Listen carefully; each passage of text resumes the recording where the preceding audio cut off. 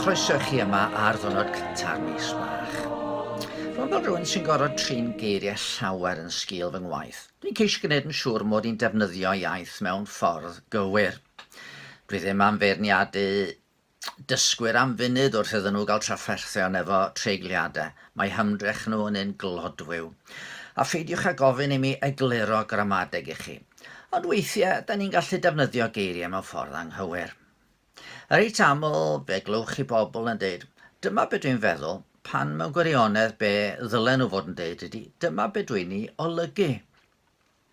A mae un peth wedi bod yn ymhoeni fi wrth i'r rheolau gael ei gosod allan gan y Llywodraeth ar gyfer y cyfnod clo.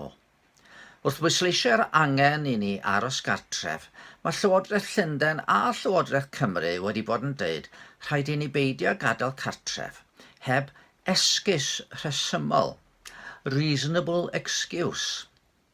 Rwan efallai mod i yn mynd i swnio fel hen ddyn blin, ond mae esgus i mi yn air sy'n cyfleu rhywbeth annigonol. Os dwi'n defnyddio esgus i gyfiawnhau fy hun, yna rydw i'n defnyddio rhyw stori ffals. Dwi'n cofio cael stŵr yn yr ysgol un tro, o'n i wedi cyrraedd y dosbarth heb wneud yng ngwaith cartref, a pan ofynodd yr athrawes i mi am eglur haf, fy ateb gonest i oedd, mae ddrwg gen i mis, ond mi nes i anghofio. Fe drodd hi arna i a dweud, di hynny ddim yn esgus digon da.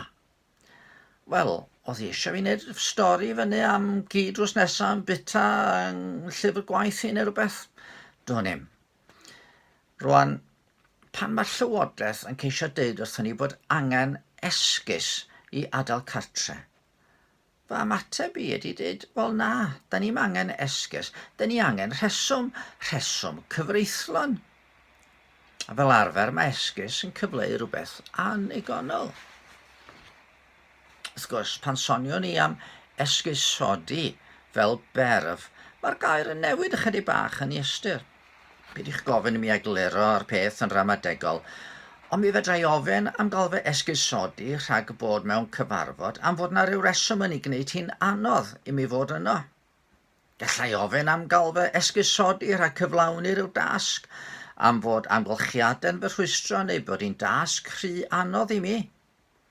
Mae'r rhaid i mi gofio bod ni yn rhai da am ffeindio resymau pam nad ni'n gallu gwneud rhai pethau ydyn ni.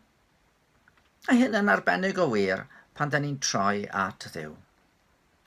Dych chi rioed wedi meddwl go iawn am y frawddeg fach yna yng ngweddi'r arglwydd.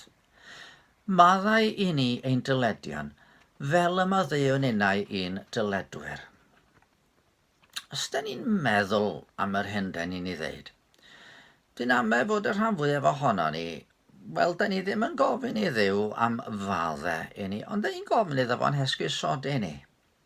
Yna bob math o resymau pan bod ni wedi methu cadw cyfraith yn ef. Mae yna extenuating circumstances yn does, sy'n golygu da ni ddim cweit mor euog a falle da ni'n teimlo ar y dechrau.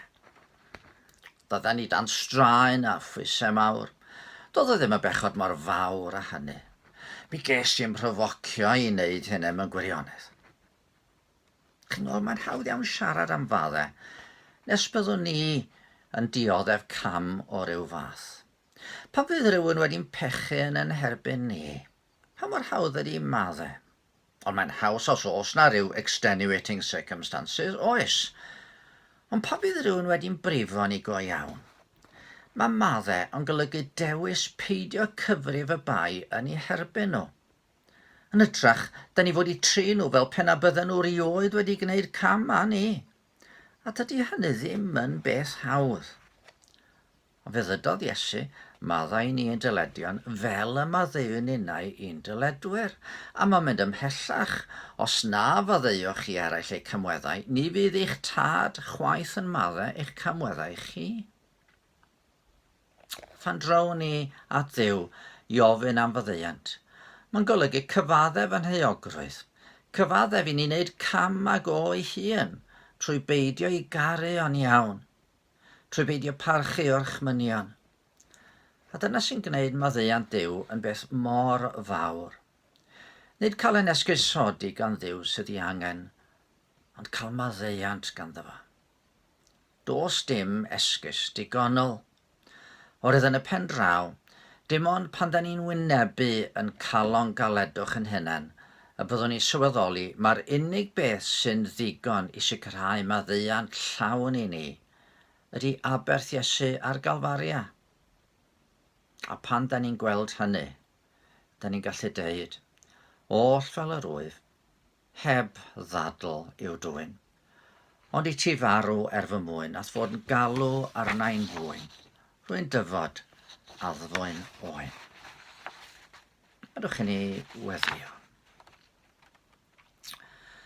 Arglwydd, da ni yn cyfaddau ger dyfron yn bod ni'n ei chael i'n hawdd i wneud esgusodion am yn methiannau.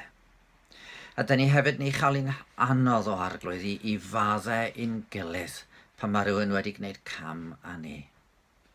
Os gweli di fod yn dda, a wneud i beidio gwrando ar yn esgusodion. Ond rhoi ni'r gras i wybod sut i faddau eraill, ac estyn dyfyddeuant y hunan o ddiwntad i ni, trwy Iesu Grist ein harglwydd gogoneddus. Amen.